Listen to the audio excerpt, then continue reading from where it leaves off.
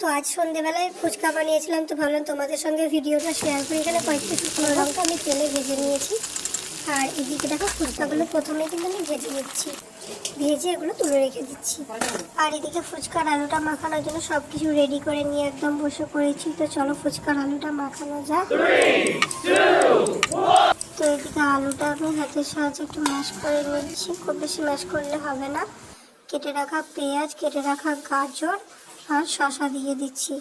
এখানে দিয়ে দিচ্ছি ভেজা ছোলা, দিয়ে দিচ্ছি তেঁতুলটা একটু চটকে টক জল, লঙ্কাটা একটু লবণ দিয়ে চটকে দিয়েছি, দিয়ে দিয়েছি পরিমাণ মতো লঙ্কা গুঁড়ো, দিয়ে দিচ্ছি জিরে গুঁড়ো। ব্যাস এটা মাখিয়ে নিলে আমার কিন্তু ফুচকার আলুটা একদম রেডি হয়ে যাবে। তো ফুচকার আলুটা একদম রেডি। এদিকে একটা পাত্রে তেঁতুলটা চটকে দিয়ে দিচ্ছি, পরিমাণ মতো জল দিয়ে দিচ্ছি, টক করার জন্য 2 ফালি লেবু দিয়ে দিচ্ছি। আর দিয়ে দেবো এখানে স্বাদ মতো জিরে গুঁড়ো, স্বাদ মতো লঙ্কা গুঁড়ো দিয়ে দেবো।